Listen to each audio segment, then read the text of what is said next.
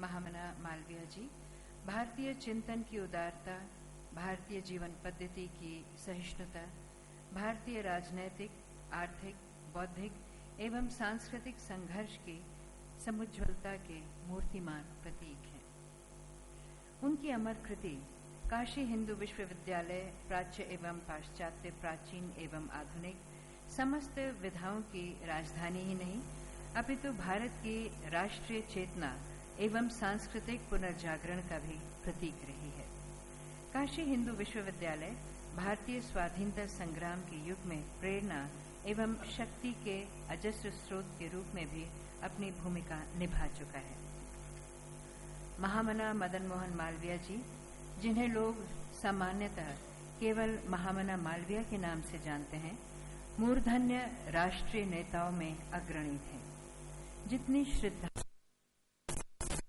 ये क्षितिज वर्ग में था, उतना ही साधारण वर्ग में भी था।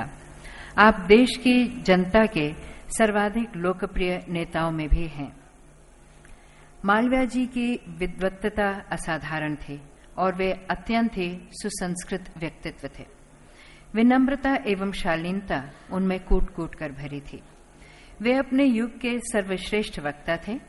वे संस्कृत, हिंदी तथा अंग्रेजी तीनों ही भाषाओं में निष्णात थे। महात्मा गांधी उन्हें बराबर अपना बड़ा भाई मानते थे। वे मालवीय जी को आधुनिक भारत का निर्माता कहा करते थे। पंडित नेहरू ने कहा है, मालवीय जी एक महामानव थे। वे उन लोगों में थे जिन्होंने आधुनिक भारतीय राष्ट्रीयता की नींव रखी। एक अन्य अवसर पर पंडित जवाहरलाल नेहरू ने कहा है, कांग्रेस जब से शुरू हुई है, वे हमारे राजनैतिक आंदोलन की खास पहचान रहे हैं। उसे शुरू करने में, बनाने में और बढ़ाने में मालवीय जी का बहुत बड़ा हाथ रहा है। इसमें कोई शक नहीं कि भारतीय राजनीति में मालवीय जी अगुवा भी रहे और कड़ी भी रहे। Born in 1861, Mahamana Madan Mohan Malviya came to be recognized as an outstanding and noble son of India. His multifaceted personality made him, at the same time, a great patriot, an educationist with a vision, a social reformer, an ardent journalist, reluctant but effective lawyer, a successful parliamentarian, and an outstanding statesman. Among Malviya ji's many achievements, the most monumental was the establishment of the Banaras Hindu University or the Kashi Hindu Vishwavidyalaya. In the course of his lifetime, Banaras Hindu University came to be known as the capital of knowledge, acknowledged across India and the world. Mahamana Madan Mohan Malviya created history in Indian education with this institution, the first of its kind in the country. Banaras as the site because of the centuries-old tradition of learning, wisdom and spirituality inherent to the place. His vision was to blend the best of Indian education, called from the ancient centers of learning, Takshila and Nalanda and other hallowed institutions, with the best tradition of modern universities of the West. Great minds and personalities like Annie Besant, Mahatma Gandhi, Rabindranath Tagore, Shama Charan De, and many others joined hands with him in his quest for knowledge, arousing the national spirit in India and winning freedom with the power of education and righteousness. Bharat की राजनैतिक, आर्थिक स्वतंत्रता के संग्राम के साथ साथ भारत की बौद्धिक स्वतंत्रता की प्राप्ति का विचार विश्वविद्यालय की स्थापना के उद्देश्यों में स्पष्ट प्रतिबिंबित है। इसी कारण काशी हिंदू विश्वविद्यालय अपने स्थापना काल से आज तक प्रबल राष्ट्रीय चेतना एवं सांस्कृतिक बौद्धिक समन्वय का प्रखर मंच बना हुआ है। मालवीय जी भारतीय विद्यार्थियों के लिए प्राचीन भारतीय दर्शन, साहित्य, संस्कृति और अन्य विधाओं के साथ साथ अर्वाचीन नीति शास्त्र, समाज विज्ञान, मनोविज्ञान, विधि विज्ञान, अर्थशास्त्र और राजनीति का अध्ययन आवश्यक समझते थे। वास्तव में वे इन सब विषयों के प्राचीन भारतीय और अर्वाचीन पाश्चात्य विद्वानों के विचारों का तुलनात्मक और समन्वयात्मक अध्ययन आवश्यक समझते थे। वे विश्व ज्ञान का समन्वय तथा विश्व के विद्वानों के सहयोगात्मक प्रयासों को मानव उन्नति के लिए आवश्यक समझते थे। मालवीय जी का अपना काशी हिंदू विश्वविद्यालय एक प्रकार से उनकी अपनी कल्पना का प्रतीक था। वह प्राच्य और अर्वाचीन विधाओं का संगम, विश्व ज्ञान का महामंदिर था। वर्तमान सभ्यता की अनुकरणीय तथा लाभदायक बातों के साथ भारतीय सभ्यता का उचित सामंजस्य उसका उद्देश्य था। Being a freedom fighter, he realized the need for a newspaper to educate the masses of India and started his career as a journalist with Hindustan. Later, he started Abhyuday, the Hindi weekly, in 1907 and made it a daily in 1915. Apart from this, he also started a Hindi monthly, Maryada, and an English daily, Leader, in 1909. In 1891, he had passed the law examination with credit, and after 2 years, he joined the bar at Allahabad High Court. He shone forth as a brilliant advocate. He was very scrupulous in taking up cases. He never took up dubious cases under any circumstances and undertook only that amount of work which he could do justice to. He built up solid and substantial practice on the civil side. However, when he was at the peak of his career, he gave up legal practice to fulfill his dream of establishing a university in Banaras. However, in spite of not practicing for a very long time, when the occasion arose where 170 persons accused of Chauri Chaura incident were given capital punishment by the Sessions Judge of Gorakhpur, Malviya ji took up their case and pleaded on behalf of the accused in the Allahabad High Court.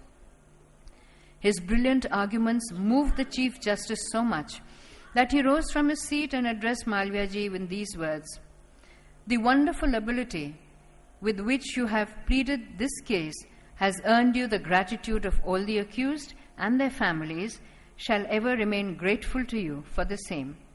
I, on behalf of myself, and I believe on behalf of my colleague, Mr. Justice Peugeot, also congratulate you on arguing out this case in such a brilliant manner. Nobody else could have presented this case better than yourself. No better laurels can a lawyer aspire in his legal career than this. 150 of the accused were saved from the gallows." Malviya ji had also appealed to the Hindus to give the untouchables facilities for education in public schools and allow them to take water from public wells. He also organized the Mantra Diksha, through which the untouchables could be accepted as an equal class in the society. He was an ardent supporter of the Hindu-Muslim unity. He gave an eloquent speech in Urdu at Lahore in 1933, which moved all the Muslim listeners present in the meeting. He had said, "Unity of the Hindus and the Muslims is the first step towards freedom. It is not less shameful for all of us to look upon foreigners to vouchsafe our safety and interests. I have great faith in the religion that I follow, but whenever I pass a church or a mosque, my head bows down with reverence to them automatically." Malviya ji took very active part in Swadeshi and British goods boycott movements. He made efforts to establish Swadeshi manufacturing centers at Prayag. Mahamana Madan Mohan Malviya was the president of the Indian National Congress in 1909 and 1918. In 1931, he represented India along with Mahatma Gandhi at the first Roundtable Conference. This eminent congressman popularized the slogan, "Satyameva Jayate," truth alone shall win. Mahamana Malviya passed away in 1946. But his vision and thoughts still live on in many hearts today. His multifaceted personality made him, at the same time, a great patriot, an educationist with a vision, a social reformer, an ardent journalist, reluctant but effective lawyer, a successful parliamentarian, and an outstanding statesman. ये तो थी यह तो था एक बहुत ही संक्षेप परिचय महामना मदन मोहन मालवीय का। अब से कुछ ही समय में हमारे माननीय विशिष्ट अतिथि पधारेंगे और कार्यक्रम आरंभ होगा। आपसे निवेदन है आप सब अपने अपने स्थान ग्रहण कर लें और अपने मोबाइल फोन्स बंद कर लें। May I request you all to kindly take your seats and switch off your mobile phones or at least put them on the silent mode. We will begin once our distinguished guests arrive, which will be in a few moments from now. Thank you. कुछ ही क्षणों में वो सभागार में प्रवेश करेंगे।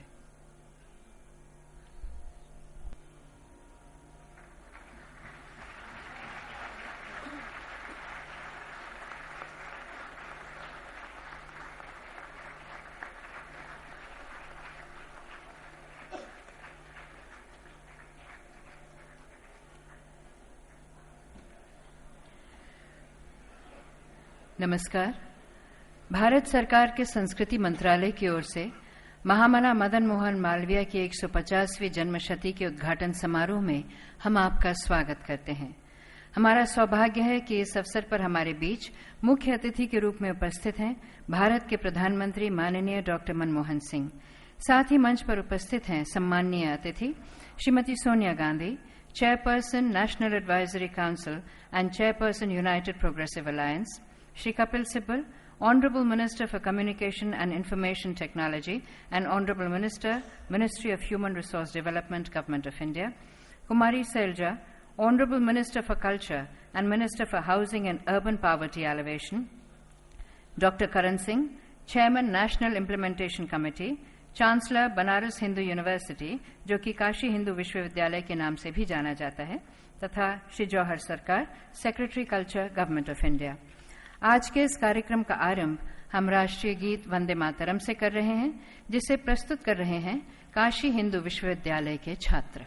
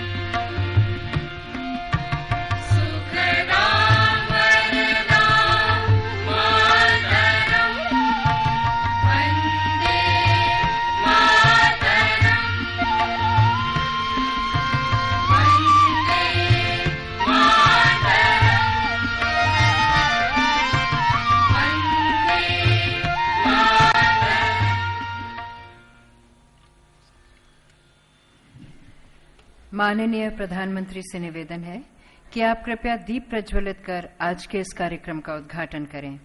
May I request a distinguished guest on the dais to kindly join in the lamp lighting ceremony.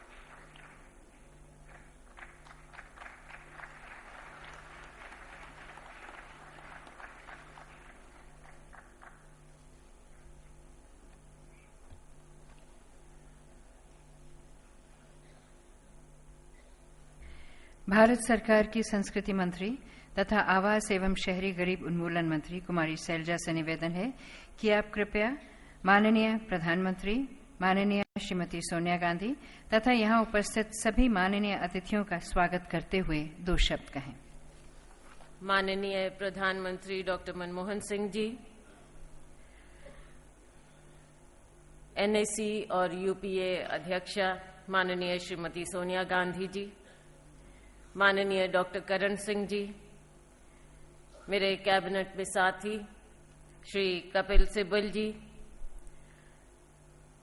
राज्यों के मुख्यमंत्री और राज्यपाल महोदय, बनारस हिंदू विश्वविद्यालय और देश के कोने कोने से आए विशिष्ट विद्वान और मीडिया से आए सभी साथी, देवियों, सज्जनों, प्यारे बच्चों, हम युग पुरुष महामना मदन मोहन मालवीय जी की 150वीं जयंती के शुभ अवसर पर आज एकत्रित हुए हैं।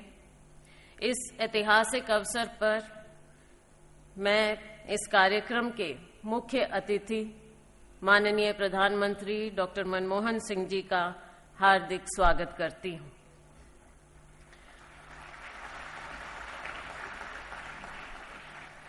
मैं नेशनल एडवाइजरी काउंसिल और यूपीए की अध्यक्षा माननीय श्रीमती सोनिया गांधी जी का इस अवसर पर हार्दिक स्वागत करती हूं।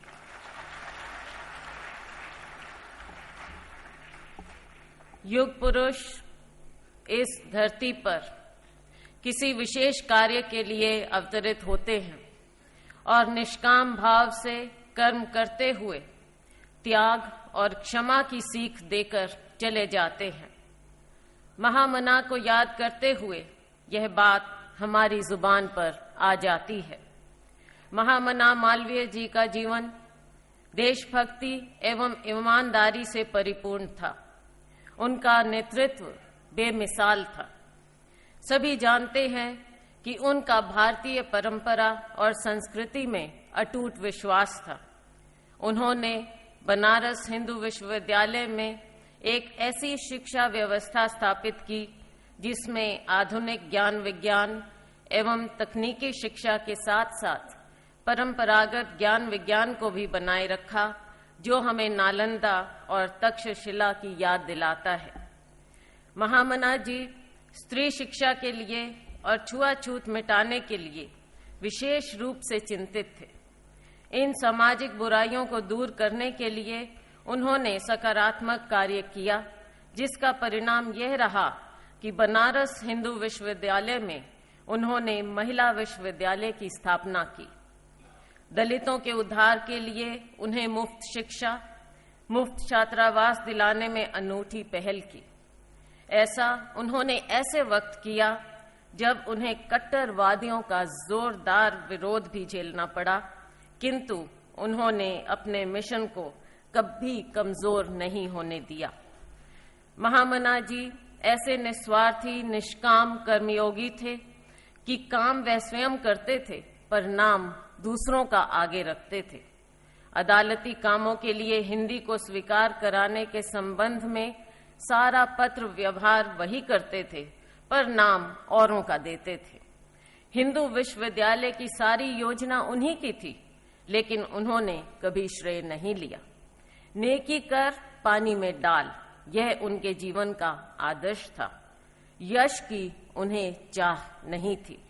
महामना जी जिन नैतिक मूल्यों और आदर्शों के लिए हमेशा संघर्ष करते रहे, उसके संबंध में राष्ट्रीय स्मरणोत्सव समिति के अध्यक्ष माननीय प्रधानमंत्री जी के मार्गदर्शन में संस्कृति मंत्रालय इस 150वें जयंती के अवसर पर साल भर अनेक कार्यक्रम आयोजित कर रहा है। देश के सभी प्रदेशों में तथा बनारस हिंदू विश्वविद्यालय में अनेक गतिविधियां आयोजित की जा रही हैं। विश्वविद्यालय में एक नए पीठ की स्थापना की जा रही है। बनारस हिंदू विश्वविद्यालय में बुनियादी ढांचों में सुधार कार्य भी अनेक कार्यों में से एक है। इसके अलावा अनुसंधान कार्य को भी आगे बढ़ाया जाएगा। आज मालवीय जी के संपूर्ण व्यक्तित्व और कृतित्व पर प्रकाशित पुस्तक का विमोचन भी किया जा रहा है। महामना जी भारतीय परंपरा और संस्कृति के इतिहास में सदा अमर रहेंगे। उनके कर्म योग का वर्णन करने में शब्द कम पड़ते रहेंगे। भावी पीढ़ियों के लिए उनका संदेश प्रेरित करता रहेगा। राष्ट्रीय कार्यान्वयन समिति के अध्यक्ष डॉक्टर करण सिंह जी के मार्गदर्शन में साल भर चलने वाले कार्यक्रमों की रूपरेखा तैयार की गई है।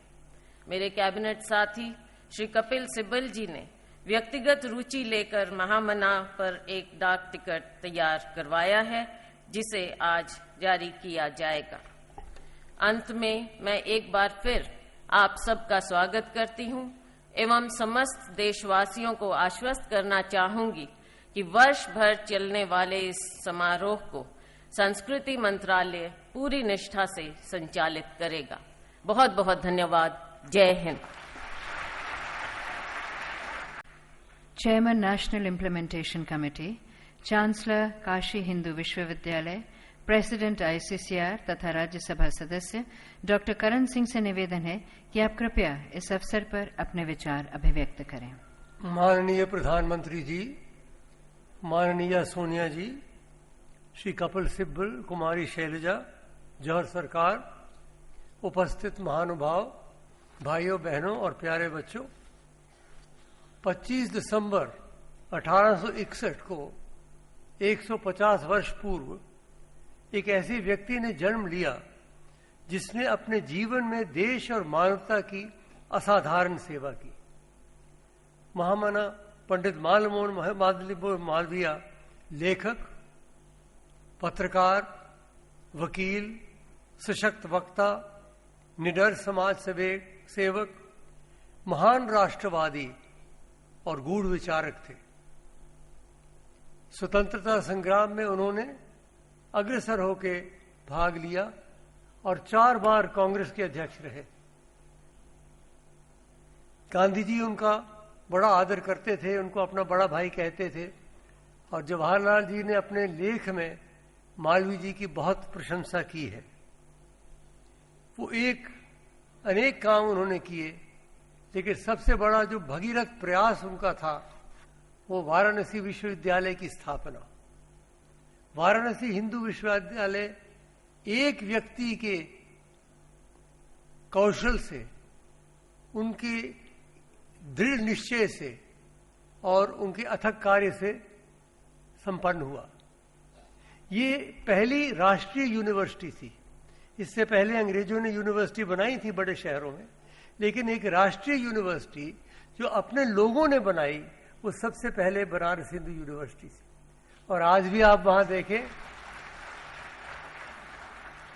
आप जब कैंपस में गए हैं आपने देखा होगा, आज भी हम आश्चर्यचकित होते हैं कि 100 वर्ष पहले उनकी कैसी दूरदृष्टि थी, कैसी चेतना थी उनकी कि इस प्रकार का विशाल कैंपस बनाया उन्होंने। प्राय और किसी विश्वविद्यालय का ऐसा कैंपस नहीं। और केवल कैंपस नहीं, वो चाहते थे कि ये विश्वविद्यालय सर्व विद्या की राजधानी हो। इसमें नवीन और प्राचीन, इसमें ज्ञान और विज्ञान, इसमें साइंस और टेक्नोलॉजी, इनका समन्वय हो। जहां उन्होंने संस्कृत के विभाग खोले, वहां उन्होंने इंजीनियरिंग कॉलेज खोला। और ये सबसे पहले, कपिल जी, सबसे पहले आईआईटी जो है वो जो बनारस हिंदू यूनिवर्सिटी का इंजीनियरिंग कॉलेज है, उसे हम मानते हैं। तो मालवीय जी ने इतना बड़ा काम किया। सर्वांगीण विकास चाहते थे वो छात्र के शारीरिक, बौद्धिक और चरित्र के ऊपर वो बहुत बल देते थे। और छात्र छात्राएं हजारों की तादाद में पिछले 95 वर्ष में बनारस हिंदू यूनिवर्सिटी से पढ़कर आज देश विदेश में फैले हुए हैं। जहां भी मैं दुनिया में जाता हूं मुझे बीएचयू के छात्र, पूर्व छात्र मिलते हैं। जैसा अभी बताया शैलजा जी ने, 150वीं जन्मदिन के ऊपर ये मना रहे हैं 1 वर्ष के लिए। इसमें कई कार्यक्रम होंगे, केवल दिल्ली में नहीं, इलाहाबाद में, हरिद्वार में, वाराणसी में, मुंबई में, कलकत्ता में, जहां जहां बीएचयू के पूर्व छात्र हैं वहाँ इसको मनाया जाएगा। मालवीय मिशन जहाँ है इसको मनाया जाएगा। और इसका समापन समारोह जो है वो 25 दिसंबर 2012 में वाराणसी में मनाया जाएगा, क्योंकि वाराणसी ही उनकी विशेष प्रिय थी। तो वाराणसी की ही प्रशंसा करके मैं आप सबका धन्यवाद करता हूँ। गंगा तरंग रमणीय जटाकलापम गौरी निरंतर विभूषित वाम भागम नारायण प्रियम अनंग मदापहारम वाराणसी पुरपतिम भज Vishwanath. For this occasion, we have commemorative items by way of biographies in Hindi and English and a stamp. May I first request Kumari Selja, the Honorable Minister for Culture, to kindly request Srimati Sonia Gandhi, Chairperson National Advisory Council and Chairperson United Progressive Alliance, to kindly release the biography in Hindi and in English. Commemorative biography in Hindi is a special publication for this occasion by Dr. Vishwanath Pandey. महामना मदन मोहन मालवीय की 150वीं जन्मशती के अवसर पर doctor Vishwanath Pandey द्वारा लिखित एक विशेष biography तैयार की गई है, जिसका शीर्षक है व्यक्तित्व, कृतित्व एवं विचार, महामना मदन मोहन मालवीय।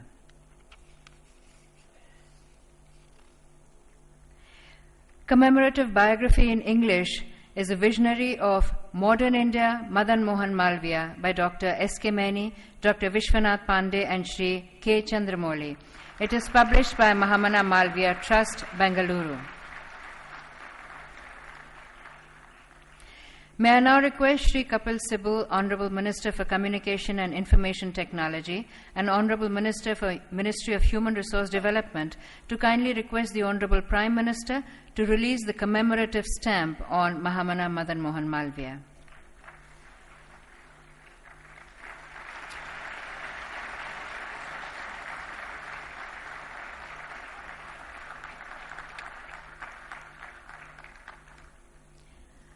माननीय प्रधानमंत्री डॉक्टर मनमोहन सिंह से निवेदन है कि आप कृपया आशीर्वचन एवं मार्गदर्शन देते हुए सभा को संबोधित करें।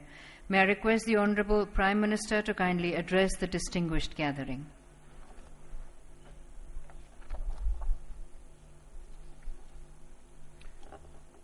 Respected Sonia ji, my friend and cabinet colleague Shri Kapil Sibal ji, Kumari Selja ji, Dr. Karan Singh ji, Shri Jawar Sarkar, distinguished ladies and gentlemen and dear children. It is an honor for me to be present here today at this inaugural function of the 150th birth anniversary commemoration of the great patriot Pandit Madan Mohan Malviya ji. Pandit Madan Mohan Malviya ji was one of the greatest leaders of our freedom struggle, who shaped the values and ideals of modern India. Like many leaders of that generation, he was a man of many parts, and his genius as an educationist, as a social reformer, as a writer, and as a legislator has left a deep imprint on our polity and on our society. We remember Malviya ji as the founder of the Banaras Hindu University, which is today one of the premier national universities in our country, with nearly 20,000 students and 140 departments ranging from social sciences to medicine and engineering. The 50th birth anniversary of Malviya ji, we received a number of very constructive suggestions on the commemorative events to be organized. We have established a national implementation committee headed by renowned scholar statesman Dr. Karan Singh ji to oversee the implementation of the various events. a wide range of projects are being undertaken as part of the commemoration to make Malviya ji's ideals and achievements more accessible to a wider audience. Our aim is to motivate the youth of our country to learn and be inspired by his thoughts, by his teachings, and by his achievements. I am particularly glad to learn that special efforts are being made to translate the biography and literary works of Malviya ji in different Indian languages. A series of countrywide seminars, lectures, and exhibitions will be organized for spreading his message to the people at large. A center for Malviya studies will be set up at the Banaras Hindu University, where a digital collection of Malviya ji's writings will be compiled for the first time. We also plan to establish chairs, scholarships, and education-related awards in his memory.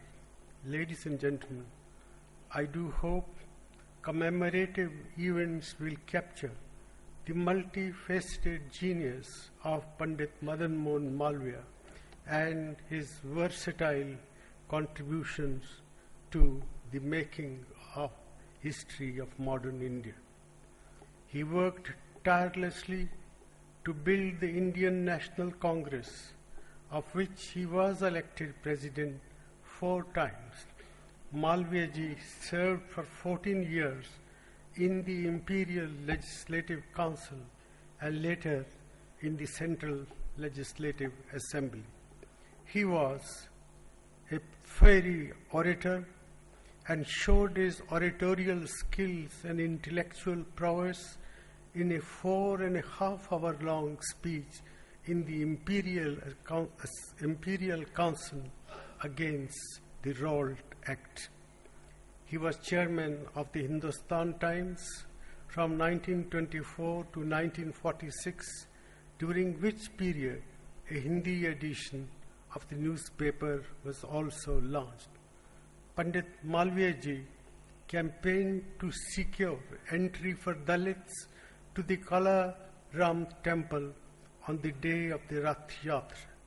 He was a member of the Royal Industrial Commission of 1918, where he argued forcefully for granting protection to Indian industry against indiscriminate imports from abroad. Ladies and gentlemen, for lesser mortals, these are the achievements of many lifetimes. I conclude by quoting what Pandit Jawaharlal Nehru said about Pandit Madan Mohan Malviya ji, and I quote Pandit ji, "It is fit and proper that we should pay homage to this great man who is the foundation stone of the huge building of independence," unquote. What a glowing tribute to the great patriot, visionary, and nation builder we honor today. Jai Hind.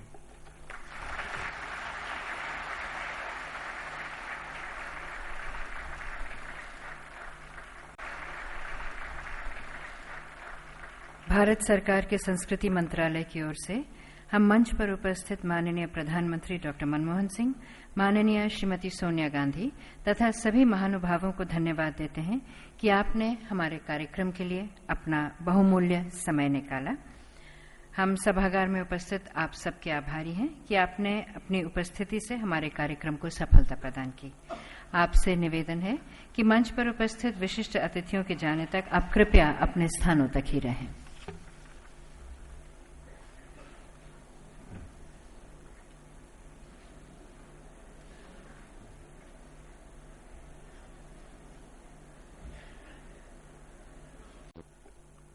Malviya ji wanted the youth of India to benefit from an integrated education that incorporated modern scientific knowledge, practical training, ethical standards, and the study of arts.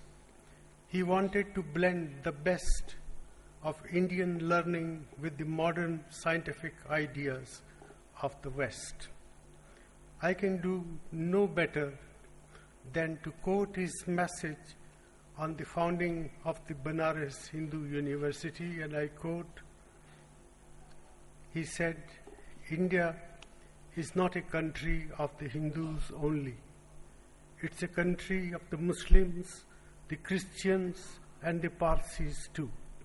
The country can gain strength and develop itself only when the people of different communities in India live in mutual goodwill and harmony. It is my earnest hope and prayer that this center of life and light, which is coming into existence, will produce students who will not only be intellectually equal to the best of their fellow students in other parts of the world, but will also live a noble life, love their country, and be loyal to the supreme ruler," unquote. I cannot think of a better ideal of education in our country, and it remains as relevant today as it was when it was written nearly 100 years ago. Malviya ji believed in the power of education and morality in arousing the national consciousness.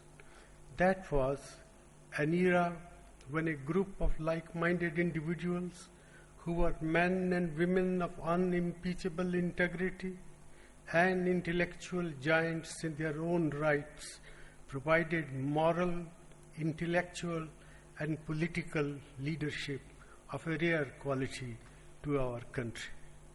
They were widely loved and respected, and their politics was infused with high degree of idealism, selfless service, and the hope of building a new and modern India unshackled from colonial subjugation. Despite the cynicism that prevails today around us, I believe that in the heart of each one of us there is a yearning for decency, for goodness, and respect for fundamental human values. These are the same values that we associate with the founding fathers of our republic, and it is our bounden duty to remind successive generations of what they aspired for in building a free and modern India. Ladies and gentlemen, I am extremely happy at the initiative taken by the Ministry of Culture to celebrate the life and achievements of one of our great patriots, that Malviya ji was. At the first meeting of the National Committee, headed by me, that was set up